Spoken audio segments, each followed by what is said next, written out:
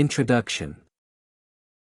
It is important to note that with the rise of the Internet and globalization, social media platforms have exploded in their popularity and use across all nations, ages, and other demographics.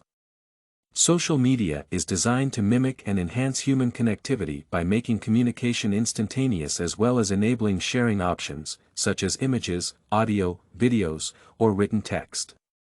Human development and well-being is an intricate and delicate process, which is designed and evolved to properly proceed in a specific environment. Social media disrupts such a healthy condition by expanding the range of socialization opportunities available for people, causing harm in the form of mental health issues, with children and adolescents being the most vulnerable. Social media effects among adolescents and children. One should be aware that the negative impact of social media on people's well-being is multifactorial and multifaceted, which implies that it is severely dangerous.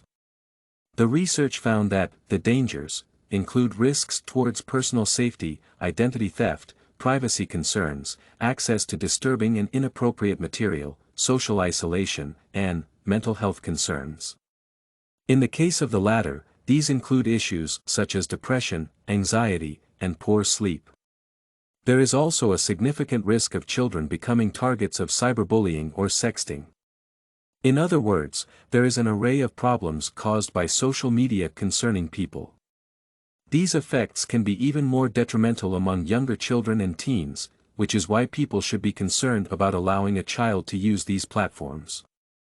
One should know that his or her involvement, supervision, and monitoring of the use of social media can greatly reduce these risks. Thus, social media is critically dangerous for children and adolescents when given without proper and up-close control of dosage, exposure, and use. Adolescents are one of the most vulnerable members of the population due to their sensitive developmental phase, and they are experiencing the negative brain-altering effects of social media the most.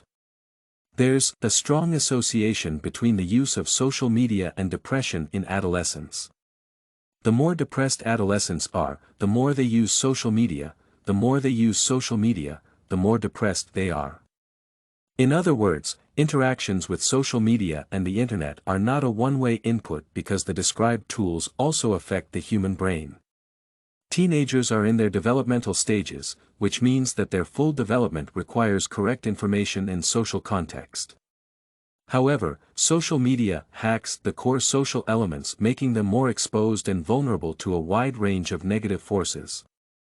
For instance, social media filters can enhance one's beauty to an unrealistic degree, which creates an illusion of unobtainable standards of beauty.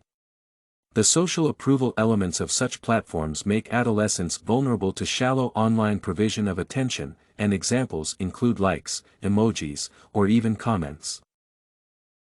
Social media effects on adults.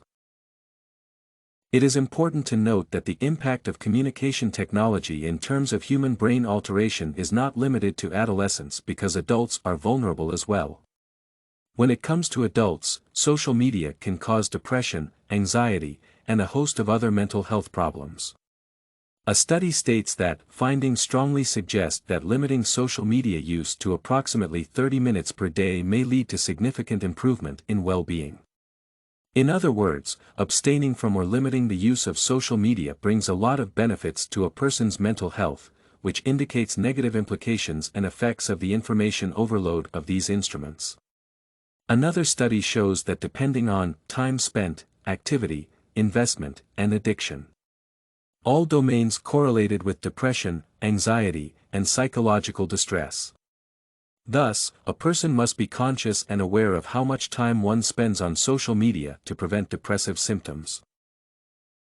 Social media negatively impacts adults by atrophying critical cognitive elements.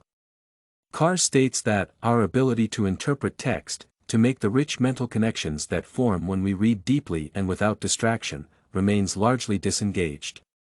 For example, the emergence of cars made walking obsolete in addition to horse riding and bicycles, and many human inventions led to the elimination of physical labor elements in one's daily life. However, such a change also led to a sharp decrease in the amount of physical activity, which caused new problems, such as a sedentary lifestyle, obesity, and a weakened heart.